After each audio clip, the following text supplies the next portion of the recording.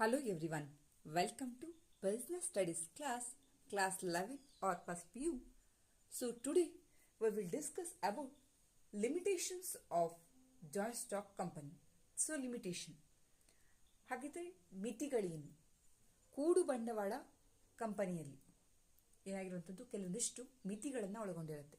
ಆ ಮಿತಿಗಳು ಯಾವ್ಯಾವುದು ಅನ್ನೋದನ್ನ ಇವತ್ತಿನ ಕ್ಲಾಸ್ನಲ್ಲಿ ನೋಡ್ತಾ ಹೋಗುವ. First one, complexity information complexity information. The formation of a company requires greater time, effort, and also expensive knowledge of legal requirements and the procedure involved as compared to sole proprietorship and partnership form of organization. Formation of a company is more complex. So in that case, complexity information means more document required company and great efforts, then expensive. ಇಲ್ಲಿ ಏನಾಗುತ್ತೆ, ಒಂದು ಕಂಪನಿನ start ಮಾಡಬೇಕು ಅಂತಂದರೆ ಹೆಚ್ಚಿಗೆ ಏನಾಗುತ್ತೆ, ಸ್ವಲ್ಪ ಜಟಿಲ ಆಗುತ್ತೆ. ಅಂದರೆ ಸ್ಥಾಪನೆ ಅಷ್ಟೊಂದು ಸರಳವಾಗಿರುವುದಿಲ್ಲ, ತುಂಬ ಸಂಕೀರ್ಣತೆಯನ್ನು ಹೊಂದಿರುತ್ತೆ. ವೆಚ್ಚದಾಯಕವಾದಂತಹ ಒಂದು ಕೆಲಸ ಕಾರ್ಯಗಳು ಇಲ್ಲಿ ಒಳಗೊಂಡಿರುತ್ತೆ. ಹಾಗೆ ಹೆಚ್ಚಿಗೆ ಪ್ರಯತ್ನ ಬೇಕಾಗುತ್ತೆ, ಹಾಗೆ ಹೆಚ್ಚಿಗೆ ಟೈಮ್ನ ತೆಗೆದುಕೊಳ್ಳುತ್ತೆ ಈ ಒಂದು ಜಾಯಿಂಟ್ ಸ್ಟಾಕ್ ಕಂಪನಿನ ಓಪನ್ ಮಾಡಬೇಕು ಅಂತಂದರೆ. ಸೊ ಇವೆಲ್ಲ ಏನಾಗುತ್ತೆ, ಕೆಲವೊಂದು ಹೆಚ್ಚಿಗೆ ಟೈಮು ವೆಚ್ಚದಾಯಕ ಆಗುತ್ತೆ, ಹೆಚ್ಚಿಗೆ ಪ್ರಯತ್ನ ಬೇಕಾಗುತ್ತೆ, ಎಫರ್ಟ್ಸ್ ಬೇಕಾಗುತ್ತೆ. ಸೊ ಕಾಂಪ್ಲೆಕ್ಸಿಟಿ ಅಂದರೆ ಸರಳವಾಗಿರೋದಿಲ್ಲ, ಸಂಕೀರ್ಣವಾಗಿರುತ್ತೆ ಅಂತ. Then lack of secrecy. Lack of secrecy ಅಂತಂದರೆ ಗೌಪ್ಯತೆಯ ಒಂದು ಕೊರತೆ ಅಂತ ಹೇಳ್ಬೋದು. The Companies Act require each public company to provide from time to time a lot of information to the office of the register of the company. Such information is available to the general public also. It is therefore difficult to maintain complete secrecy about the operation of a company. So lack of secrecy means ಇಲ್ಲಿ ಕೆಲವೊಂದು public stock ಕಂಪನಿಗಳಲ್ಲಿ ಏನಾಗುತ್ತೆ ಅಂತಂದರೆ, ಸರಿಯಾದ ನಿಗದಿತ ಸಮಯಕ್ಕೆ ಅಲ್ಲಿನ ಒಂದು ಪಬ್ಲಿಕ್ ಅಂದರೆ ಸಾರ್ವಜನಿಕವಾಗಿ ನೋಂದಣಿಯಾಗಿರೋ ಕಾರಣದಿಂದ ಅಲ್ಲಿ ಏನಾಗುತ್ತೆ, ಕೆಲವೊಂದಿಷ್ಟು ವಿಷಯಗಳನ್ನು ಸಾರ್ವಜನಿಕವಾಗಿ ತಿಳಿಸಲೇಬೇಕಾಗತ್ತೆ. ಹಾಗಾಗಿ ಸಂಪೂರ್ಣ ಕಂಪನಿಯ ಒಂದು ಕಾರ್ಯಚಟುವಟಿಕೆ ವಹಿವಾಟುಗಳ ಒಂದು ಗೌಪ್ಯತೆಯನ್ನು ಕಾಪಾಡಲಿಕ್ಕೆ ಸಾಧ್ಯ ಆಗೋದಿಲ್ಲ. ಹಾಗಾಗಿ ಇದು ಕೂಡ ಒಂದು ಮಿತಿ ಅಂತಲೇ ಹೇಳ್ಬೋದು. Then impersonal work environment. Separation of ownership and management leads to a situation in which there is a lack of effort as well as a personal involvement on the part of officers of a company. The large size of company further makes it difficult for the owners and top management to maintain the personal contact with the employees, customers and creditors. So impersonal work environment means ಏನಾಗುತ್ತೆ, ಮಾಲೀಕತ್ವ ಅಂದರೆ top ಲೆವೆಲ್ನ management ಏನಾಗುತ್ತೆ, ಪ್ರತ್ಯೇಕವಾಗಿರುವಂಥದ್ದು. ಹಾಗಾಗಿ ಅಲ್ಲಿನ ಅಧಿಕಾರಿಗಳ ಒಂದು ಪರಿಶ್ರಮದ ಜೊತೆಗೆ ವೈಯಕ್ತಿಕವಾಗಿ ಪಾಲ್ಗೊಳ್ಳುವುದು ಸ್ವಲ್ಪ ಎಲ್ಲೋ ಒಂದು ಕಡೆ ಕೊರತೆ ಆಗುತ್ತೆ. ಯಾಕಂತಂದರೆ ದೊಡ್ಡ ಪ್ರಮಾಣದ ಒಂದು ಗಾತ್ರದ ಕಂಪನಿ ಆಗಿರುತ್ತೆ. ಉನ್ನತ ಹಂತ, ಮಧ್ಯ ಹಂತ, ಹಾಗೆ ಕೆಳಗಿನ ಹಂತ, ಈ 3 ಹಂತಗಳ ನಡುವೆ ಇರುವಂಥದ್ದು ಸಾಲಗಾರರೊಂದಿಗೆ ವೈಯಕ್ತಿಕ ಸಂಪರ್ಕಗಳನ್ನು ಹೊಂದೋದು ಏನಾಗುತ್ತೆ, ಕೆಲವೊಂದು ಸಂದರ್ಭದಲ್ಲಿ ಕಠಿಣ ಆಗ್ತಾ ಹೋಗುತ್ತೆ ಅಂತ. ಅಂದರೆ ಎಲ್ಲ ವರ್ಕ್ಗಳು ದೊಡ್ಡ ಪ್ರಮಾಣದಲ್ಲಿ ನಡೆಯೋ ಕಾರಣದಿಂದ ಮೇಲಿನ ಮಟ್ಟದಿಂದ ತುದಿಯ ಮಟ್ಟದವರೆಗೂ ಕೂಡ ಎಲ್ಲೋ ಒಂದು ಕಡೆ ವೈಯಕ್ತಿಕ ಒಂದು ವರ್ಕ್ನ ಒಂದು ಅಂದರೆ ಹೆಚ್ಚಿನ ಒಂದು ಕಾನ್ಸಂಟ್ರೇಷನ್ ಕಡಿಮೆ ಆಗುತ್ತೆ ಅಂತ ಹೇಳ್ಬೋದು. ಅವೈಯಕ್ತಿಕ ಒಂದು ಕಾರ್ಯ ಪರಿಸ್ಥಿತಿ ಉಂಟಾಗುತ್ತೆ ಅಂತ. ಪರ್ಸನಲ್ ಒಂದು ಕಾಂಟ್ಯಾಕ್ಟ್ಗಳು, ಒಂದು ವೈಯಕ್ತಿಕ ಸಂಪರ್ಕ ಹೊಂದೋದು ಏನಾಗುತ್ತೆ, ಸ್ವಲ್ಪ ಕಠಿಣ ಆಗುತ್ತೆ, ಕಡಿಮೆ ಆಗುತ್ತೆ ಅಂತ. Then numerous regulations. So numerous regulations. The functioning of a company is subject to many legal provision and compulsion.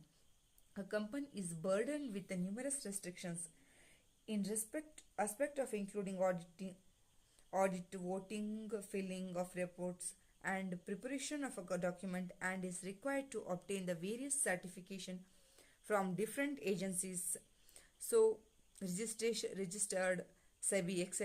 This is reduce the freedom of operation of a company and takes away a lot of time, efforts and money.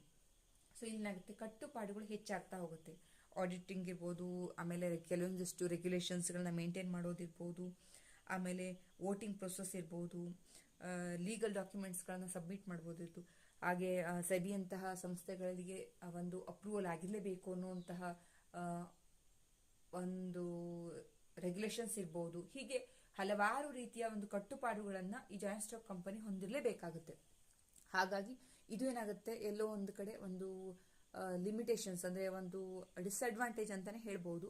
ಆ ರೀತಿಯಲ್ಲಿ joint stock company ಹೊಂದಬೇಕಾಗತ್ತೆ ಅಂತ. Delay in a decision making. Companies are democratically managed through the board of directors, which is followed by the top management, middle management, and lower management. Communication as well as approval various proposals may cause delay, not only taking a decision but also acting upon them. So I already told delay in decision making ಅಲ್ಲಿ ಏನಾಗುತ್ತೆ ಅಂತಂದ್ರೆ, ಪ್ರಜಾಪ್ರಭುತ್ವ ನಿರ್ವಹಣೆಯ ಮಾಡುವ ಒಂದು ಪ್ರಜಾಪ್ರಭುತ್ವದ ಒಂದು ಆಡಳಿತ ಇರೋ ಕಾರಣದಿಂದಾಗಿ ಟಾಪ್ ಮ್ಯಾನೇಜ್ಮೆಂಟ್, ಮಿಡಲ್ ಮ್ಯಾನೇಜ್ಮೆಂಟ್ ಮತ್ತು ಲೋವರ್ ಮ್ಯಾನೇಜ್ಮೆಂಟ್ 3 ಪ್ರೋಸೆಸ್ಸಲ್ಲಿ ಇದ್ರೂ ಕೂಡ ಅಲ್ಲಿ ಏನಾಗುತ್ತೆ ಅಂತಂದ್ರೆ ಎಲ್ಲ ಡಿಸಿಷನ್ಸ್ಗಳನ್ನು ಕೂಡ, ಪ್ರತಿ ಡಿಸಿಷನ್ಸ್ನ ತಗೋಬೇಕಾದ್ರೂ ಕೂಡ ಎಲ್ಲರ ಒಂದು ಇದನ್ನ ಡಿಸಿಷನ್ಸ್ನ ಕೇಳಿ, ಸಜೆಷನ್ಸ್ನ ಕೇಳಿ ಮಾಡೋರಿಗೆ ತುಂಬ ಲೇಟ್ ಆಗುವಂಥ ಪ್ರೋಸೆಸ್ಗಳಾಗುತ್ತೆ. ಸೊ ಡಿಲೇ ಆಗುತ್ತೆ ಇಲ್ಲಿ ಒಂದು ಡಿಸಿಷನ್ ಮಾಡಲಿಕ್ಕೆ. ಸೊ ಇದು ಒಂದು ಕೂಡ ಒಂದು ಲಿಮಿಟೇಷನ್ಸ್ ಅಂತ ಹೇಳ್ಬೋದು. Then ಒಲಿಗರಿಕ್ management. ಸೊ ಹಾಗಂದ್ರೆ ಅಲ್ಪಸಂಖ್ಯೆಯ ಒಂದು ಸಮೂಹ ನಿರ್ವಹಣೆ. ಇಲ್ಲಿ ಏನಾಗುತ್ತೆ ಅಂತಂದ್ರೆ, ಈ ಕಂಪನಿ ಏನಾಗುತ್ತೆ, ಇಲ್ಲಿ ಕಂಪನಿಯ ಷೇರುದಾರರೇನಾಗುತ್ತೆ, ದೇಶದ ಎಲ್ಲ ಕಡೆಯಲ್ಲೂ ಕೂಡ ಏನಾಗಿರ್ತದೆ, ಶೇರ್ ಹೋಲ್ಡರ್ಸ್ ಇರ್ತಾರೆ. ಹಾಗಾಗಿ ಏನಾಗುತ್ತೆ ಅಂತಂದ್ರೆ, ಆ ಒಂದು ಟಾಪ್ ಮ್ಯಾನೇಜ್ಮೆಂಟು ಅಥವಾ ಆಡಳಿತ ಕಮಿಟಿಗಳು ಏನಿರುತ್ತೋ ಅವು ಪ್ರತಿ ಡಿಸಿಷನ್ಸ್ಗಳನ್ನು ಎಲ್ಲ ರೀತಿಯಿಂದಲೂ ಮಾಡಲಿಕ್ಕೆ ಸಾಧ್ಯ ಆಗೋದಿಲ್ಲ. ಅಂದ್ರೆ ಕೆಲವೊಂದು ಸಾಮಾನ್ಯ ಸಭೆಗಳನ್ನು ಕೈಗೊಂಡಾಗ ಆ ಸಾಮಾನ್ಯ ಸಭೆಗಳಲ್ಲಿ ದೇಶದ ಎಲ್ಲ ಷೇರುದಾರರು ಬಂದು ಮಾಡ್ಲಿಕ್ಕಾಗಲ್ಲ. ಸೊ ಹಾಗಾಗಿ ಕೆಲವು ಜನರ ಒಂದು ಸಮೂಹದ ಒಂದು ನಿರ್ವಹಣೆ ಆಗುತ್ತೆ. ಇಡೀ ಎಲ್ಲರ ಷೇರುದಾರರ ಒಂದು ಡಿಸಿಷನ್ಸ್ ಆಗಿರ್ಬಹುದು ಅಥವಾ ಇದು ಆಗಲ್ಲ. ಹಾಗಾಗಿ ಅಲ್ಪಸಂಖ್ಯೆಯ ಒಂದು ಸಮೂಹದ ನಿರ್ವಹಣೆ ಇಲ್ಲಿ ನಡೆಯುತ್ತೆ ಅಂತ. ಅಂದ್ರೆ ಎಲ್ಲರಿಗೂ ಅಧಿಕಾರ ಇದ್ರೂ ಕೂಡ ಅದರ ಒಂದು ಉಪಯೋಗ ಮಾಡುವುದಿಲ್ಲ. ಕೆಲವೊಂದಿಷ್ಟು ಡಿಸಿಷನ್ಸ್ಗಳನ್ನ ನೇರವಾಗಿ ಮಾಡಬೇಕಾಗತ್ತೆ, ಕ್ವಿಕ್ ಆಗಿ ಮಾಡಬೇಕಾಗತ್ತೆ. ಅಂತ ಸಂದರ್ಭದಲ್ಲಿ ಏನಾಗುತ್ತೆ, ಕೆಲವೊಂದಿಷ್ಟು ಷೇರುದಾರರೇ ಒಂದು ಹಿತಾಸಕ್ತಿಗೆ, ಅವ್ರ ಇಂಟ್ರೆಸ್ಟಿಗೆ ಇದನ್ನ ವಿರುದ್ಧವಾಗಿ ಕೆಲಸವನ್ನ ಮಾಡಬೇಕಾಗತ್ತೆ ಅಂತ. Then conflict in interest. So conflict in interest means ಹಿತಾಸಕ್ತಿಗಳಲ್ಲಿ ಭಿನ್ನಾಭಿಪ್ರಾಯ. So there is may be conflict or interest amongst the various stakeholders of a company. The employees, for example, may be interest in a higher salaries, consumer desire high quality product at lower prices, and the shareholders at a lower prices at the shareholders want to higher return in form of dividend and increasing the intrinsic value of their shares. So ಇಲ್ಲಿ conflict in interest ಅಂತಂದ್ರೆ ಒಬ್ಬೊಬ್ಬರ ಹಿತಾಸಕ್ತಿ ಒಂದೊಂದಿರ್ತದೆ. ಒಂದು ಶೇರ್ನ ಮಾರ್ಕೆಟ್ಗಳು ಹೆಚ್ಚಾದಾಗ ಇವರ ಒಂದು ಷೇರುಗಳ ಒಂದು ಇವರ ಬಳಿ ಇರುವಂತಹ ಷೇರುಗಳ ಮೌಲ್ಯ ಕಡಿಮೆ ಆಗಿರಬಹುದು. ಒಬ್ಬೊಬ್ಬರು ಒಂದೊಂದು ಇಂಟ್ರೆಸ್ಟ್ ಅನ್ನ ಹೊಂದಿರ್ತಾರೆ. ಹಾಗಾಗಿ ಇವರಿಗೆ ಬರುವಂತಹ ಸ್ಯಾಲರಿಗಳಲ್ಲಿ ವೇರಿಯೇಷನ್ಸ್ಗಳಿರ್ಬಹುದು. ಹೈ ಕ್ವಾಲಿಟಿ ಇರೋರಿಗೆ ಕಡಿಮೆ ಸ್ಯಾಲರಿಗಳಿರ್ಬಹುದು, ಅಥವಾ ಕಡಿಮೆ ಒಂದು ಸ್ಯಾಲರಿ ಹೊಂದಿದ್ದಂಥವ್ರು ಹೈ ಪೊಟೆನ್ಷಿಯಲಿನೂ ಇರಬಹುದು. ಸೊ ಇಲ್ಲೇನಾಗುತ್ತೆ, ಬೇರೆ ಬೇರೆಯ ಒಂದು ಹೆಚ್ಚಿನ ಜಾಯಿಂಟ್ ಸ್ಟಾಕ್ ಕಂಪನಿ ಕೂಡು ಬಂಡವಾಳ, ಹಲವು ಜನರ ಒಂದು ಕಾರ್ಯವೈಖರಿ ಇರೋ ಕಾರಣದಿಂದ, ಹಲವು ಜನರ ಒಂದು ಆಡಳಿತಾವಧಿ ಇರೋ ಕಾರಣದಿಂದ ಏನಾಗುತ್ತೆ, ಅವರವರ ಹಿತಾಸಕ್ತಿಗಳಿಗೆ ಕಾನ್ಫ್ಲಿಕ್ಟ್ ಅಂದ್ರೆ ಏನಾಗುತ್ತೆ, ವಿರುದ್ಧವಾಗಿ ಇರುತ್ತೆ ಅಂತ. ಸೊ ಹಾಗಾಗಿ ಡಿಫ್ರೆನ್ಸಸ್ ಆಫ್ ಒಪಿನಿಯನ್ಸ್ ಹೆಚ್ಚೇ ಬರೋದು, ಡಿಫ್ರೆನ್ಸಸ್ ಬರಲಿಕ್ಕೆ ಹೆಚ್ಚು ಅವಕಾಶ ಇಲ್ಲಿ ಸಾಧ್ಯತೆ ಇದೆ ಅಂತ ಹೇಳಿ ಇರುವಂಥದ್ದು. So these are limitations of a joint stock company: complexity in formation, lack of secrecy, impersonal working environment, numerous regulations, delay in decision making, oligarchic management, conflict in interest. I hope today class you will understand. If you like this video, please like, share and subscribe. Thank you.